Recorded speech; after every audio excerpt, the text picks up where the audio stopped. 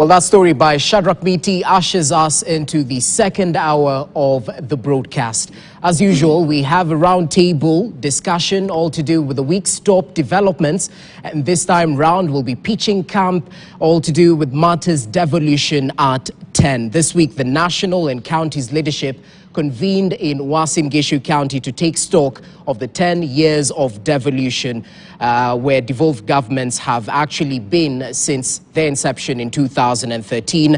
So we want to evaluate the successes, the opportunities, the lessons, and the mistakes in the past decade, as we equally evaluate other top developments that played out in the course of the week. Allow me to introduce my panelists before we go to a short clip of some of the sentiments that were shared by leaders during the 8th Devolution Summit that was celebrating 10 years of devolution.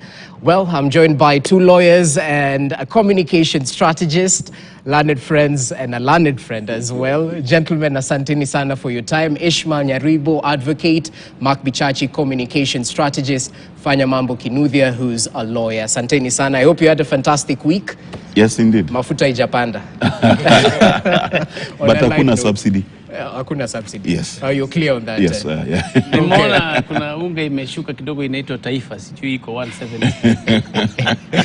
And tomorrow the president is set to launch mafuta ya kupika ya dispenser. Yeah, so we'll definitely see how it plays out. Well, gentlemen, allow us to get into the thick of this. First of all, let's listen to some of the sentiments that were shared by the national leaders on the podium during the Devolution Summit in Uasin Gishu County. We shall treat corruption at all levels of government as a high priority law enforcement issue requiring expeditious and decisive response. Regardless of position, office or status, any person implicated in the loss of public funds, whether in the national or devolved government, must encounter the punitive consequences of their action in full. If the 2010 Constitution is the crown for the country, then devolution is the critical jewel in that crown. I expect the agencies concerned to move with speed and attend to the many cases of corruption that are festering in many counties, including Uasin Gishu County. On behalf of my colleagues, our sincere gratitudes for the end-of-year disbursements, which were on time for the first time in 10 years. Your Excellency, also, for the first time in 10 years, we got our July disbursements for this financial year that we've started through 2023-2024 on time. 89 billion that counties have generated since their establishments. This, by all means, demonstrates significant commitment on the part of the national government to cascade resources and development to the grassroots for the benefit of Kenyans. Remaining functions that are still being discharged by national government and transfer them to the counties. I am very happy that between the national government and the committee that is responsible for that job and the other stakeholders, we have finally agreed on the functions that should be transferred. An analysis is going on the funding that will accompany the transfer of those functions. And I am told that in the next 60 days, we should be able to transfer all the remaining functions.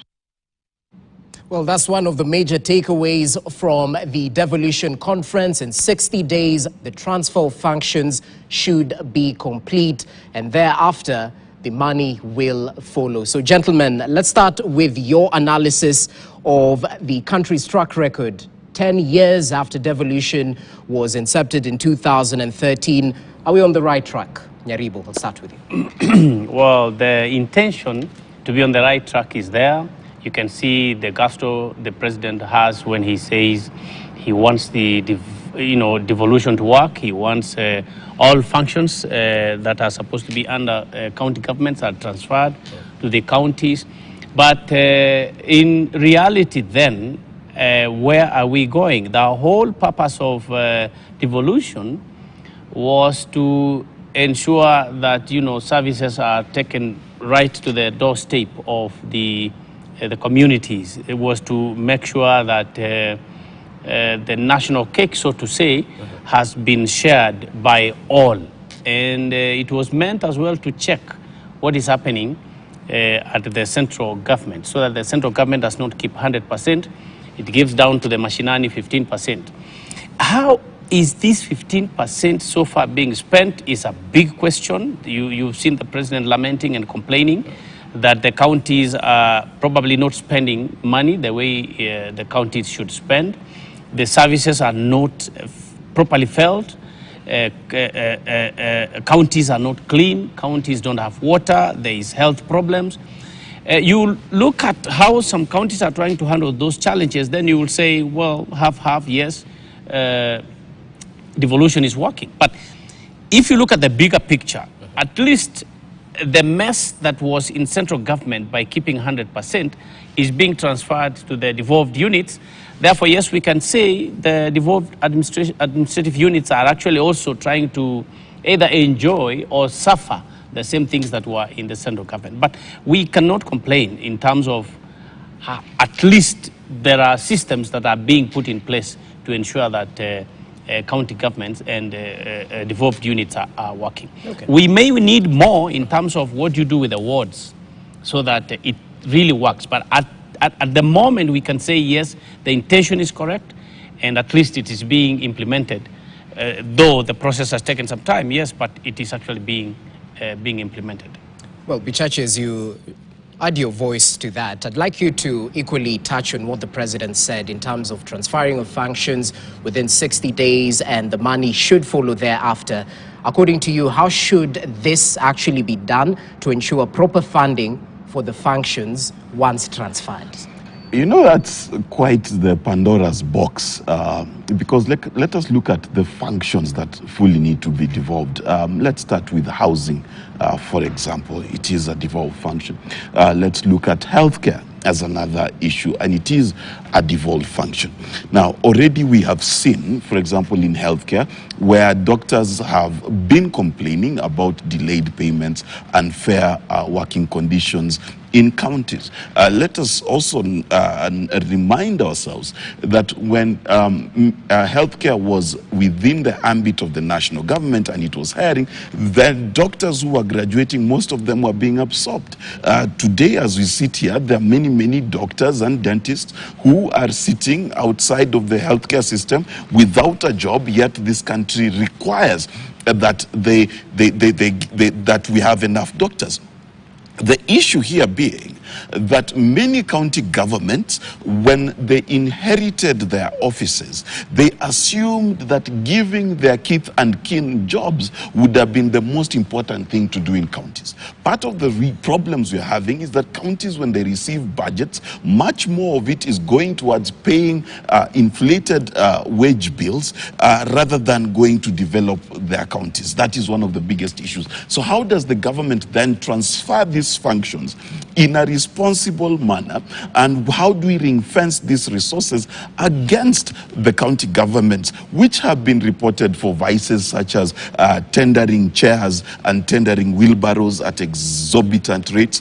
They've been accused of guzzling and embezzling entire amounts of on-source revenue. So those are some of the poison chalices that came with devolution, the claims of corruption, the claims of nepotism, the claims indeed of one tribe dominating the other smaller tribe within a county. Those are the issues.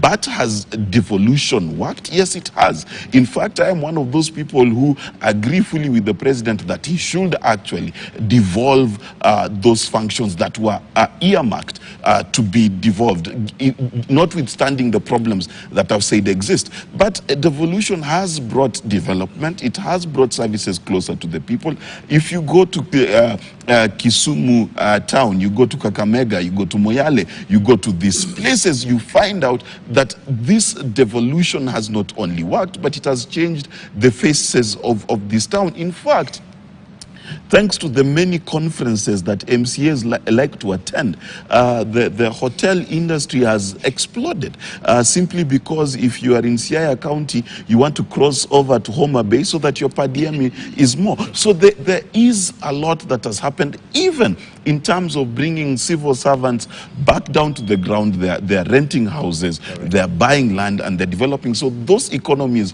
are also growing. But honestly, the biggest challenge to devolution, one, is the very tough relationship between MCAs and governors. Many governors saying that they are being impeached or harassed by MCAs so that they can give them envelopes. I will not say what those envelopes contain. Then there is the issue of outright corruption that is happening within the counties.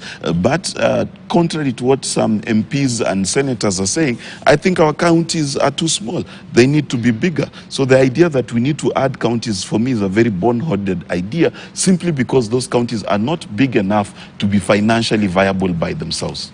And speaking of financial viability, as you add your voice, Kinuthia, let's speak about financial autonomy in the counties. 10 years later, we're still dealing with certain challenges around on-source revenue, missed targets, and, whatnot. So is it possible to end the reliance on the treasury in terms of counties when it comes to shareable revenue, despite, getting their timely resources this time round in July on time? Is it possible to end that reliance, and how should we do it?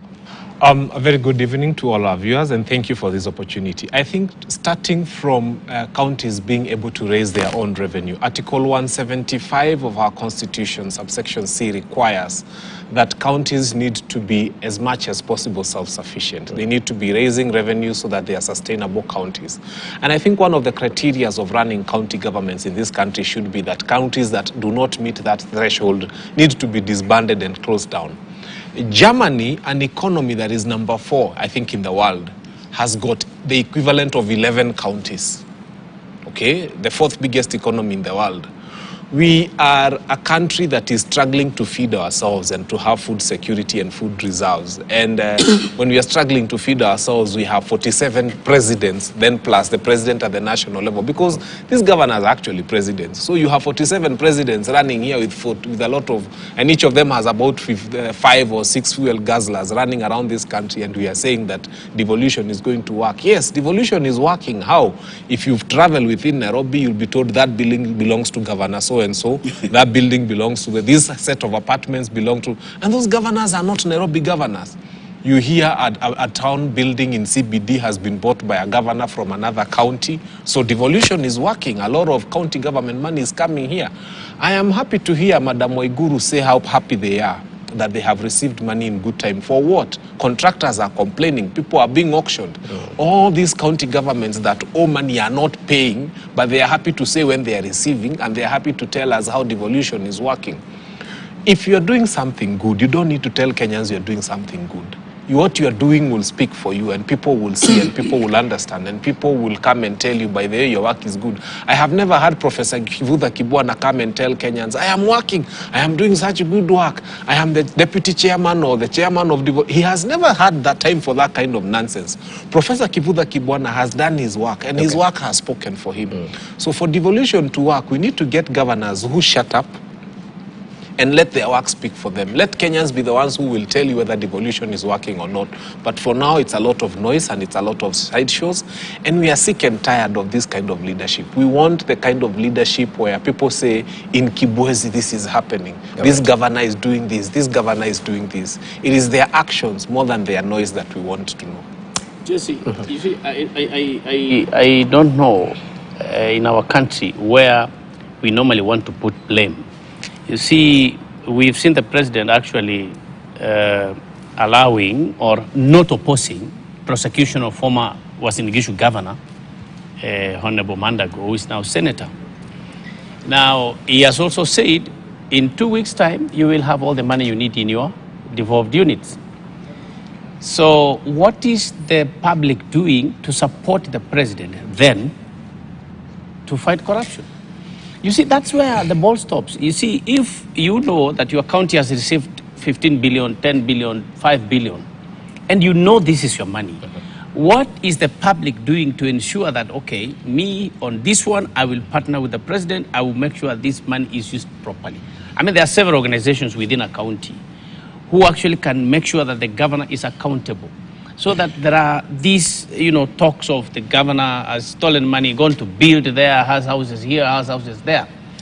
I think that kind of talk is okay for us for analysis. But when it comes to how keen are you to ensure that the money given for health sector is going to the health sector? Okay, fine. A thief can always steal because really, I mean, he has planned before and he's smarter than we are. So what are you going to do once you realize that health sector was not given that money? So I think our people need to be accountable, need to hold the administrative units to account. Well, Wakili, I usually don't call you out of an ivory tower, but tonight you've checked into one fully bed and breakfast. The truth of the matter is this, that there is nowhere in the world where the populace is able to fully follow the proceedings and the disbursements of budgets. They are way complicated things. You would need to have full-time employment to just look at it. The issue with this country and corruption is not the people. It is that we politicize corruption. If today Mandago, who is being accused of what we know he's being accused of, is to simply say that another tribe is witch hunting him, trust you me, the corruption is gone. The case will fly out of the window. The problem is the people, when they assign a duty, whether directly to the president and parliament and others, or then to the DPP and the Inspector General of Police, and indeed our judges, it is expected that they deliver upon what they're supposed to do. The idea that we need to push the Kenyan person to be responsible for oversight, you must ask yourself, what do MCAs do? Right? Because some MCAs went into office, but they're still on Twitter every day. So you wonder, do you work or do you tweet? Sure. And these are the issues. Our MCAs have assumed that their office is to go to agitate for World Fund and to have trips outside the county. Just hold it. Those 30 to 60 individuals, just hold. Their job, Wakili, their job is to oversee on our behalf. Sorry, before, let me just say this, and it's a direct example I'm giving you. You saw that young lady, Mercy, I think? Yes. Who was challenging the county government leadership. Who was in issue? Yes. My case is rested.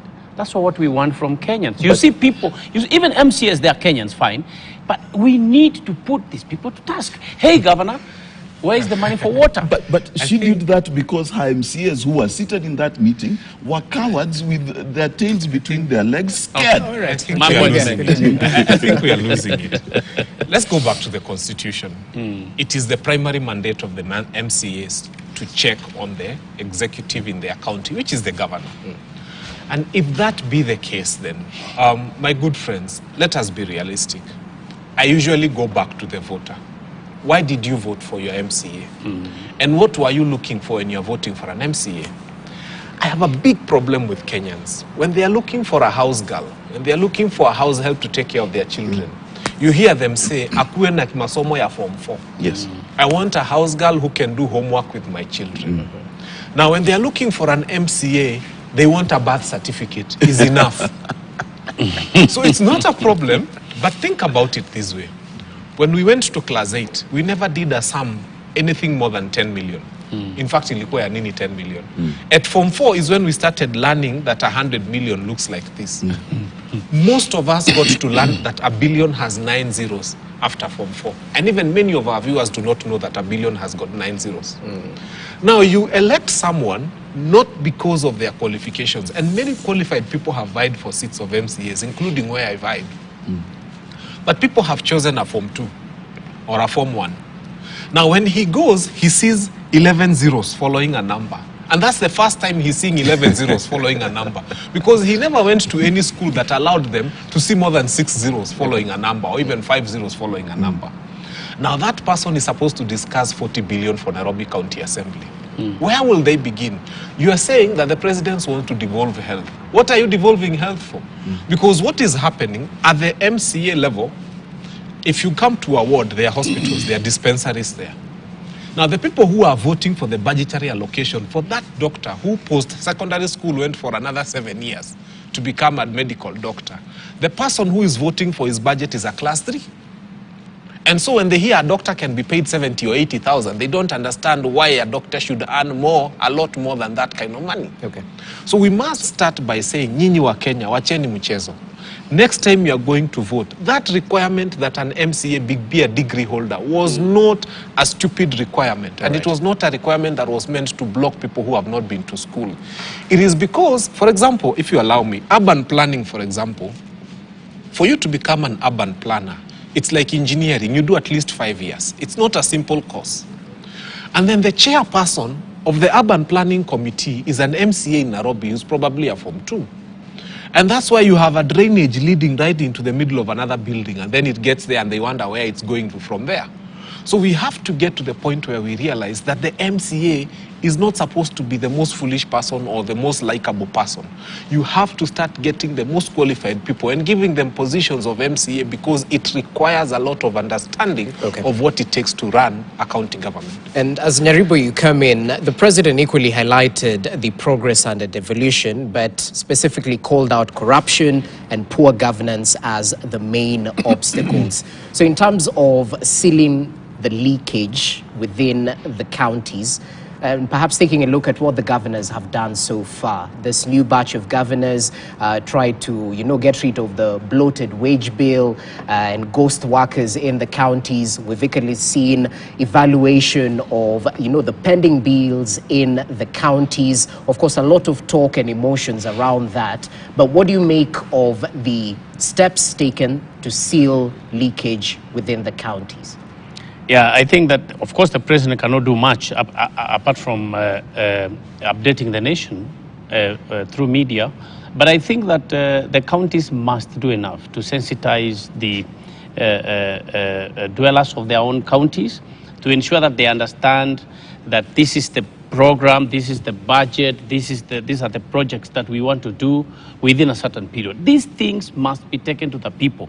And once you have then informed them, let's say, take for example, Nairobi County, you can see Sakaja goes down there and says we want to feed the school-going children. At least every child should get some lunch before going back home.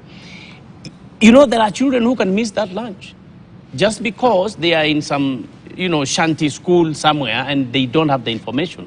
And the principal, the headmaster, the administration of the school does not know. So the most important people is to avail information to the locals. Let them know what you want to do about water. Let not just the MCA and the administrator of the ward have this information. We are all human beings and people get tempted. When they see huge money, they probably say, instead of me passing over this information, let me just take advantage. And that's how we're losing county funds, by the way. Cartels sit together somewhere and utilize the information and the money. So really sensitizing people, the locals, and making sure people know that if you don't see a road here this particular time, if you don't see water, if you don't see medical supplies, then you are able to call out these people and, of course, do the picketing you have to do, so that I am aware as governor that the service is not being. This is really what I meant when I said, in my humble view, there is a blame that should go to the public that is going to be quiet instead of defending their rights. Okay. Bichachi, MCAs, and one of the MCAs tweeted mentioning that, this time round the county assemblies took a back seat, and that was quite unfortunate, especially during a devolution conference.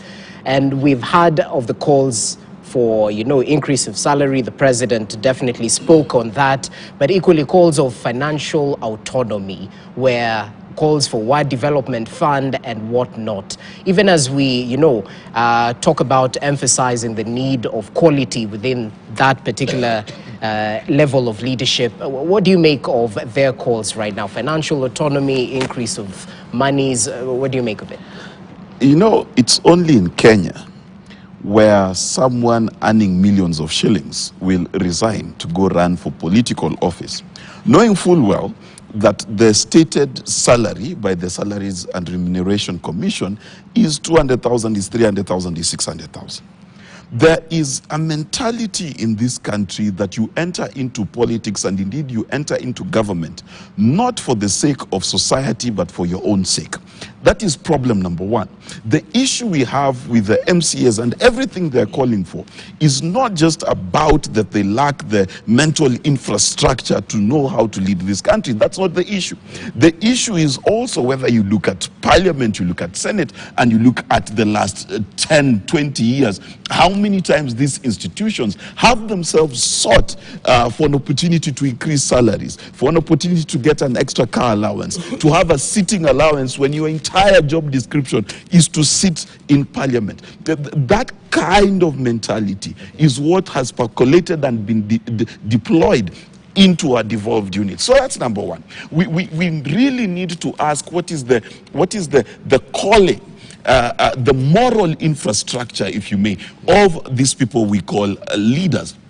And now that brings me to the issue of one fund and the CDF question. Number one, we must begin to understand that you cannot be an executor and an auditor at the same time. Let's be clear. There is no auditor who is allowed to run the accounts of your company and then come and audit himself. You will be sure he will rob you. Now, the auditor of the country is called Parliament, and in the county, it's called the County Assembly.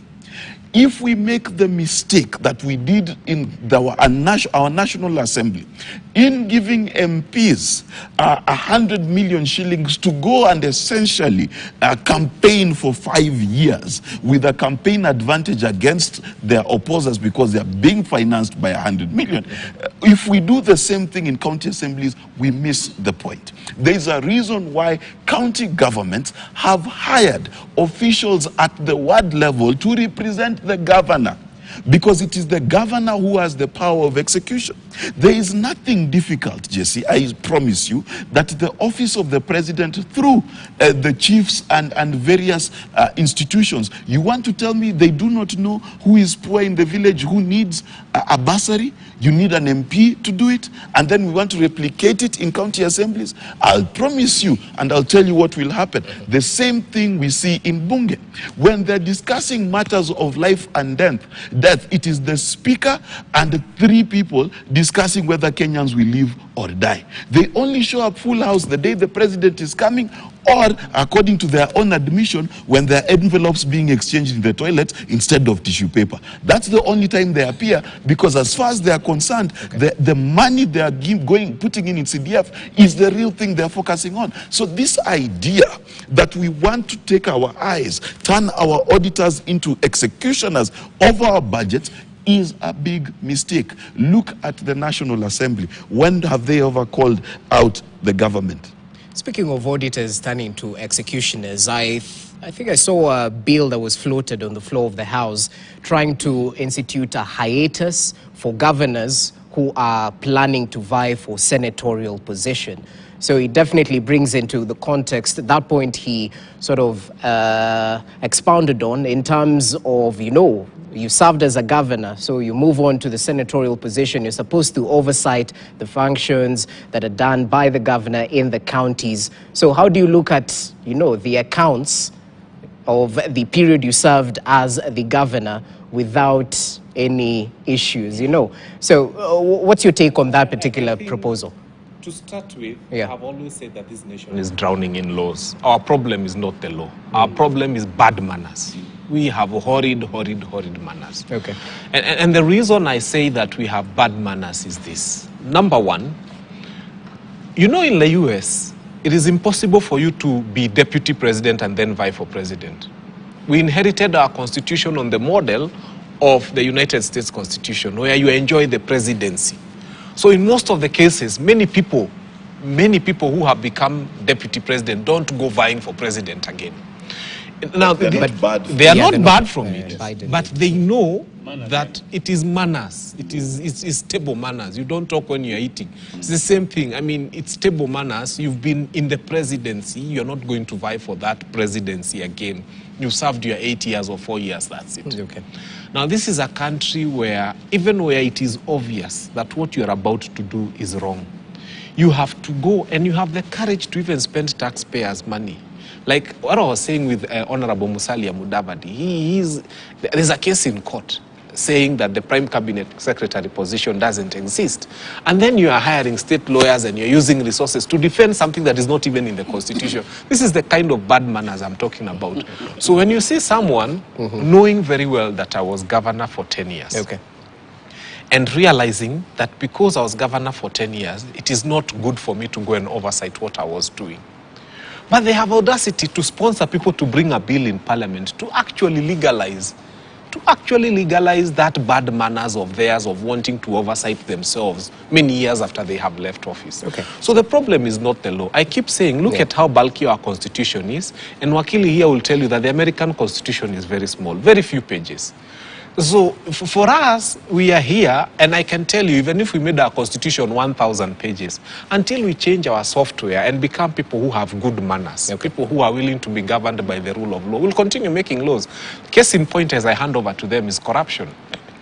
Why do we have the Anti-Corruption Act? Why are we calling theft corruption?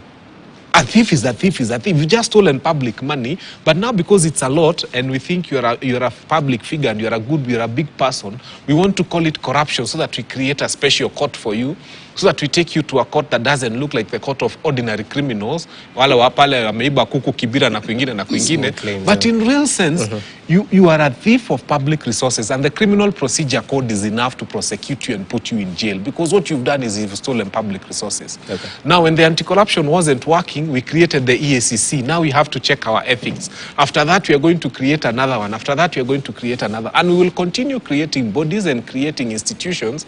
And the only thing we need is to start changing the software of Kenyans. You have bad manners, and no amount of law will fix your bad manners. You need to get to the point where you say, wait a minute, why are we making so many laws? Even an anti-corruption law. This is a thief of public resources. Ni kama mwizi wa kuku tu. Ashikwe afungwe kama mwizi wa kawaida. Okay, gentlemen, I'd like us to talk about the political undertones that were there at the Devolution conference, because some say they were a little bit too loud. We saw the crisp presentation by the U.S. ambassador to Kenya, Meg Whitman, that sort of attracted criticism as she painted a picture of the U.S.-Kenya trade opportunities and how the counties can benefit. But it's her remarks on the 2022 general election that drew a sharp reaction from Azimio la Umoja. Let's listen in to the reaction and what statement was said. What I witnessed was nothing short of remarkable. Kenya held what many analysts and commentators say was the freest, fairest, and most credible election in Kenyan history. The elections were observed by international and local election organizations, and the results were upheld by the Kenyan Supreme Court, and power was transferred orderly and peacefully. You want to tell a rogue ambassador, leave Kenyans alone. If Mandamano can lead to a dialogue between Ichungwa and Kalonzo, everything is good with Mandamano. Tell the rogue ambassador, Kenya is not United States. Kenya is not a colony of the United States. The American ambassador said two statements of facts. She said the last election was the freest and the fairest in the history of Kenya, which is a statement of fact. She said Kenya is open for business, which is also a statement of fact. I mean, surely, let us have some decorum and respect ourselves as we demand respect from others. The head of state further defended the ambassador, saying she deserves respect from the opposition. Between the people who are orchestrating destruction of property and sabotaging our economy, and those who are working with us to create investment opportunities and investment capital for the people of Kenya. Between those two, I was wondering who is actually rogue. What I say is that is the truth. So she is being attacked and vilified by saying what everybody knows. I want to request leaders to accept the truth and the reality and move on. Life is not static. Life is dynamic. Today you are up, tomorrow you are down, and so on. Again, I want to request our leaders to exercise patriotism to their motherland. Well, interesting. The political undertones are the Devolution Summit. So, Nyaribo, who exactly is rogue? Is it diplomatic of an ambassador to delve into such matters, would you say? Well, it's not as simple as it appears on media, by the way. It speaks quite a bit to a political analyst. It means the undertones, there's behind the scenes. By the time an ambassador of a country comes to speak like that, there's quite a bit. And I'm aware that there are discussions going on so that, you know, people can be unified. And I am not interested in making it worse. The truth of the matter is that the ambassador is trying to repeat what her boss wants. At least she's trying to confirm that Kenya and the United States have a relationship, and this relationship needs to be respected and needs to be continued as it has been, because it is quite difficult to find an ambassador speaking like that if she is not representing her head of state. Plus, there is no other comment issued by Washington saying probably that was the ambassador's personal opinion. So I take that statement to be Washington's opinion, Washington's position, until they refute it. Now, I also saw the head of state for the United States made a comment, something like, it's not always that when things haven't worked politically for you, then you don't like your country, or something like that. I'm paraphrasing it. And our head of state was quick to actually delve in and say, oh, Azimio gang. I think that's unfair to the country for the head of state to pick a statement of another head of state and then try to, you know, smear the opposition with that particular statement. In my humble view, I think that was not right for our head of state, because I don't even think the American president was necessarily referring to the Nairobi case. He has his own bag of problems with Donald Trump. So, in general, I will say that that was a coded statement from the ambassador of America to Kenya, because she probably is trying to send a message to the negotiating team that we want a relationship, this is East Africa, we have an interest.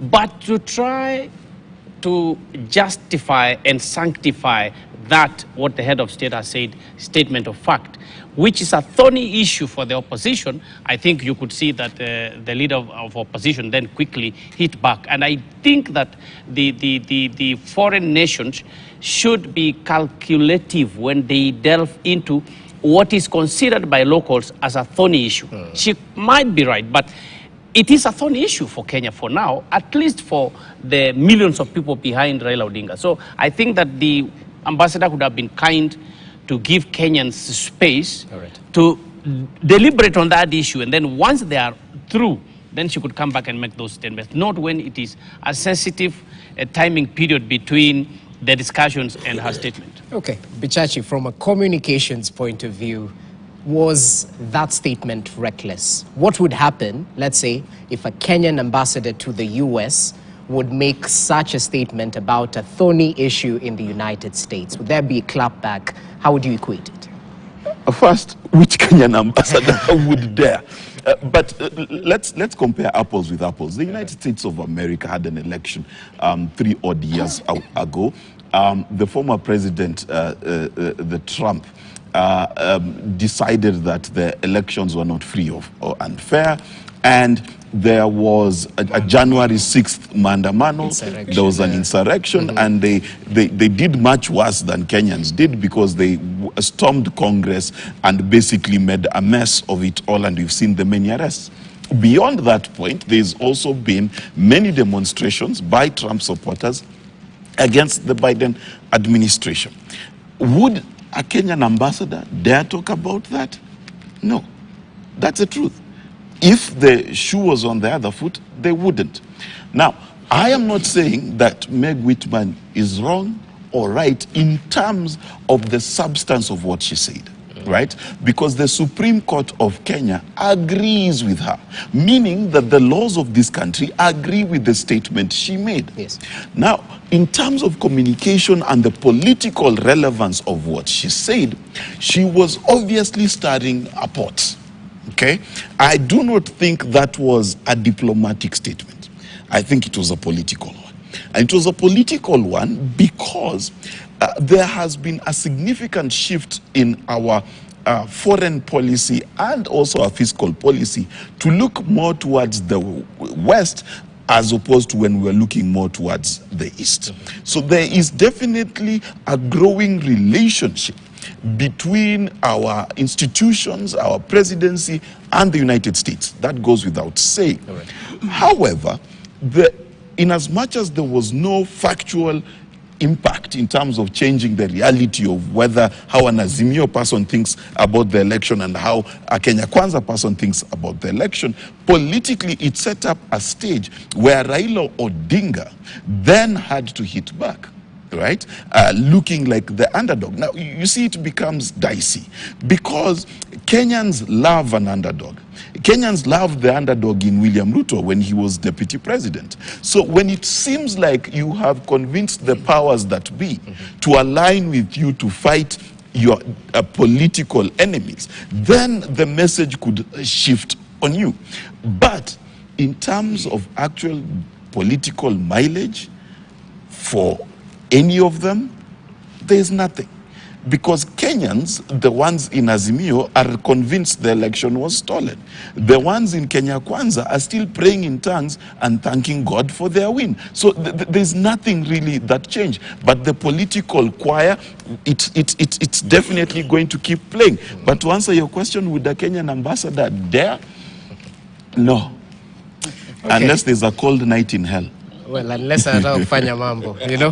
Anyway, Kinuthia, so, and I mean, let's combine what we saw from Meg Whitman, because she equally met President William Ruto, and we had the U.S. Senator Coons in the country, and a lot of speculation behind the hidden hand around the talks that are set to continue tomorrow on the 21st. And equally, we saw speculation yesterday, I think, when Raila was leaving the country after he met Senator Coons. Was it planned or just a coincidence? So talk to us about the interest of other countries, even as you add your voice to what you expect out of the Dialogue 2.0 as it continues tomorrow. Two things. Number one of the first and the simplest nursery school lessons of diplomacy is that countries' internal affairs are to be avoided. Even if you are sent to Somalia as the ambassador, one of the first things you'll be taught as an ambassador is the internal affairs of a nation. Please keep out of them. And I think that is a lesson that the wonderful ambassador should have taken. Just go back to the basic notes. Sometimes we go to big things, we forget the basics. But the basics, the nursery school of any diplomacy is that avoid internal affairs of a nation as much as you possibly can. Having said that, the talks at Bomas, I think we are at a point in this country when Bomas is no longer about Raila Odinga or William Samoei Ruto. Bomas is about leadership right now.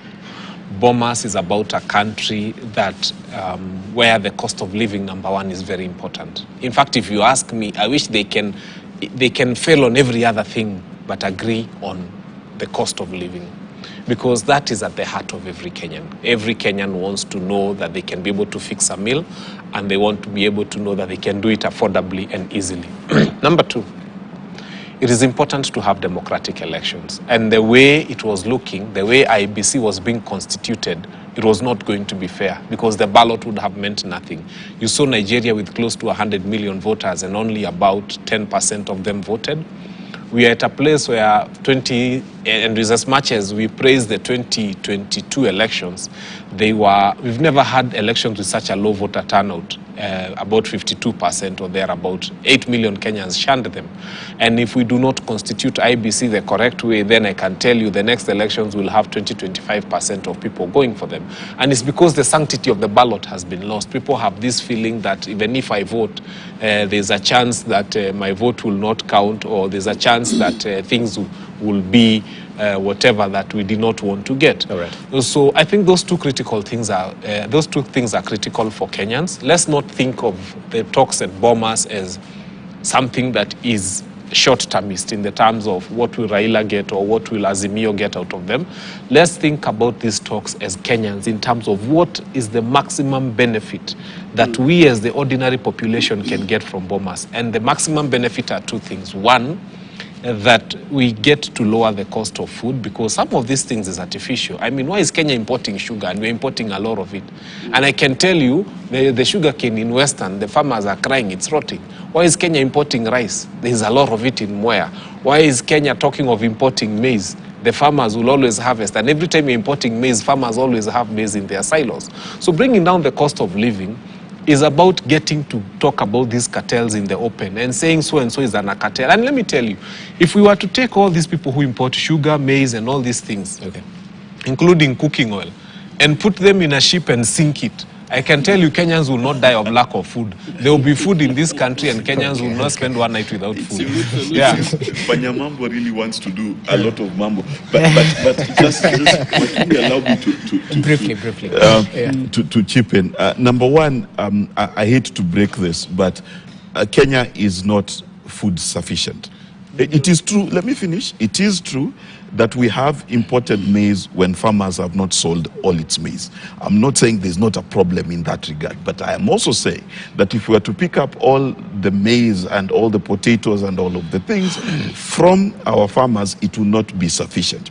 And that is why one of the most critical things that this country needs to discuss, and I hope they are part of these talks, because both in the Kenya Kwanza manifesto and in the Azimio manifesto, they talked about agriculture and using idle land and reclaiming ASAL areas in terms of reclaiming agriculture. I think that is a critical conversation that we need to have as a country instead of discussing past elections and whether we won or not. So on that, I agree with you to an extent. I think because he cut me short, just allow me to say this. The problem with us is that we tend to think that food security is producing food.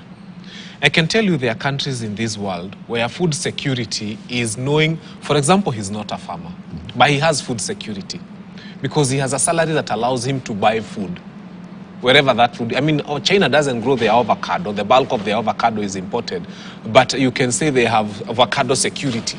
So what we need to do as a nation is to get to a point where every other Kenyan is in a position that they are able to buy food that is available in the market. And let me tell you, don't approach food security from the growth perspective. That's where we go wrong, producing food. Approach food security from the point of making people capable of buying. Because as long as people have got power to buy something, every other person will rush to produce what Kenyans can buy. Okay. So if we start empowering Kenyans to be in a position where they are able to buy their own food, and I mean job security, I mean opportunities, I mean employment, and so on and so forth. When you start looking at it from that angle, I mean, you go to Mozambique, most of their food is imported. But how do they do it? As they do that, there are many people who are also trying to, there are people who, because food security, for the bulk of the people who are working in this media station today, is not being farmers. Maybe even their parents are not farming at home. Food security is a lot more than just growing food. I think on my side, we should not import what we can actually produce. What we can grow here, we should not try to import it because we need to be self-sufficient. But in terms of dialogue, because you are really asking us to look at how the dialogues look like, in terms of dialogue, Kimani Ichung'wah and Kalonzo Musyoka, together with the technical team, should know Kenya is a very beautiful girl now. In fact, US wants and needs us badly. You can see they even trip and say this on national television. Yeah. China is on our, no, it is us. the Middle East and the Europe, they all are even looking, Russia. They all, yeah, even Russia, thank you. They all are looking at Nairobi. So I think people should go to the dialogue and negotiations, understanding that we really need to make this happen. I mean, it is for our benefit. So that whether we talk about the IABC, whether we talk about food sufficiency, we talk about reducing the cost of, you know, it is us who should be ndio kusema. We should not be taken advantage by foreign nations or other, external forces. Yes, these external forces are there, but we should appreciate that they really depend on our accommodating them.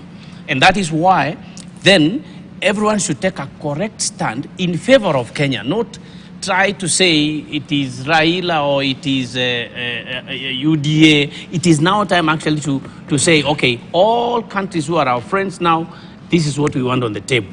And the problem, sorry, then would not be Raila or Ruto, but the problem will, what can the other nations do with us, which will benefit the people of Kenya.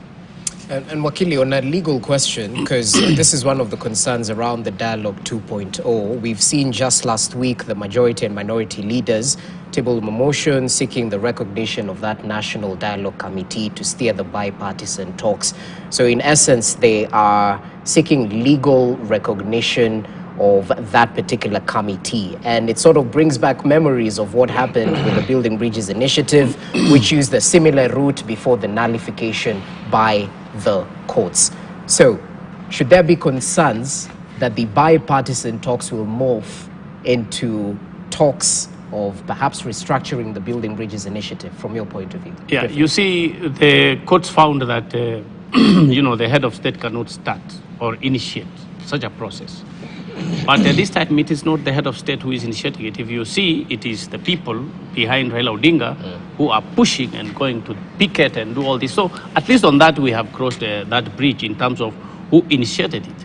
And then in terms of recognizing it and trying to, accommodate it through a bill and an act of parliament, that is the only way it should go. Because if you start on the wrong footing and just start to put on, task forces and committees and projects begin, then it will be outside what is recognized in the Constitution and our laws. So I think that is a step in the right direction. Okay. Bichachi, as you give us your final comments, we've seen leaders from Kenya Kwanza talk tough around the talks, perhaps chastising the talks. Why should it happen? So do you question the political goodwill in any way, shape or form? You know what's the interesting thing about some of our politicians is they love grandstanding.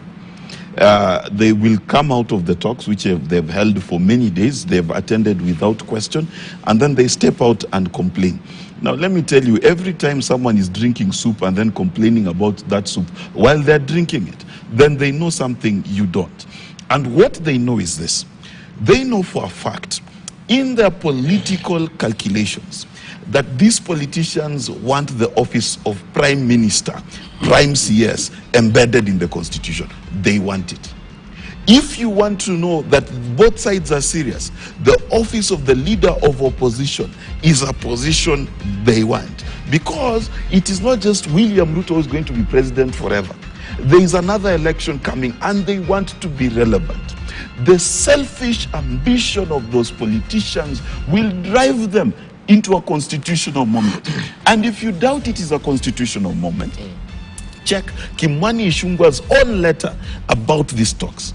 Didn't he mention in writing those two positions? And then the president himself, writing to parliament hardly a week after he had been in office, wrote about the same things. As far as they are concerned, the stars are aligning in terms of their positions. The question Kenyans must ask themselves is, when wakubwa are eating, will the crumbs hit the mouth of poor Lazarus? And poor Lazarus here is you and me. That is the question. So I have no doubt in my mind, if they were not serious, listen, the leader of majority and minority both have written to the House to say they want this process legalized by an act of parliament. Why would they do that if they're not serious? You cannot go on a date with a girl or a man. leave that date, say you do not like them, and then go to another date again. That's my last word. I think it's very simple. It's very simple. I think what is most worrying is what Kenya Kwanza is doing, because when they're in Mount Kenya, they are saying how they will not have talks, how they will not have handshake, how they'll not even entertain any idea of having a conversation with Raila Amolo Odinga and his team. But when they go to Singishu County, and I saw the president speaking and saying, my brother Raila Amolo Odinga, I respect you, tusifanye maandamano, we are going to build this nation together, ama namna gani, and the whole auditorium was clapping. So I said, wait a minute. So for the people of Mount Kenya, there's a special message that we are not going to work with Raila Amolo Odinga. And I think Kenya Kwanza kind of hopes and dreams that those clips will not get to this other end, because now they come to Singishu County and they are talking to Kenyans and they are telling people of Singishu County, Bwana Prime Minister, I respect you. We are going to work together. Na hii mambo tutasuluhisha. And he even promises that they are going to have a very powerful office of the leader of official opposition. All right. So for me, I think Kenya Kwanza has been an interesting government, speaking from both sides of the mouth, and we are hoping that there'll come a time when they'll start speaking one language everywhere. Na hii siasa wapunguze kidogo. At Bomas, we are looking for leadership. We are not looking for politicians. We are looking just provide leadership for this nation. We shall be happy. We just need 4 years. We go to the next election, and I think there'll be a lot of apathy in the next election. Finally, we are a beautiful girl. Again, I repeat, we must take our stand so that we get the best. Let Kenya stand together. And we will not lose if we are actually standing together, but we will lose terribly if we don't stand together. So this particular dialogue, beginning tomorrow, should point towards unity, towards cohesiveness, and avoid all this grandstanding, because it really doesn't help anybody. Okay, gentlemen, thank you so much for your time. So much to talk about, so little time. I think we've done justice in that 1 hour as we're evaluating the week's top developments. I hope you have a fantastic week. Ishmael Nyaribo, advocate, Mark Bichachi, pleasure to see you again, communication strategist, and Fanya Mambo Kinuthi. I hope you'll be a regular on the Sunday panel. I'm obedient. If you call me, I'll come. And I'm grateful and honored and humbled. Thank you so much, and equally to our audience. I hope you're adequately informed and have yourself a fantastic start to the week. My name is Jesse Rogers. Good evening.